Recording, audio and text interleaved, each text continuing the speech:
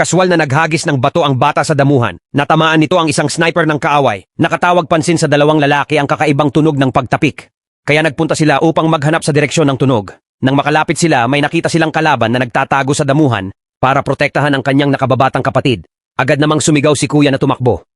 Pagkatapos noon, pumulot siya ng bato at ibinato sa kalaban. Sinusubukang bumili ng mas maraming oras para makatakas ang kanyang nakababatang kapatid. Gayunpaman, direktang itinutok sa kanya ng kaaway ang baril at hinila ang gatilyo. Sa kabutihang palad, ang isa sa mga batang lalaki ay nakatakas sa pinangyarihan.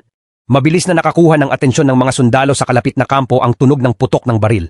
Ngunit nang sumugod ang commander, nakita na lamang niya ang naghihingalong bata. Galit na galit ang mga sundalo. Agad nilang pinalibutan ang kalaban.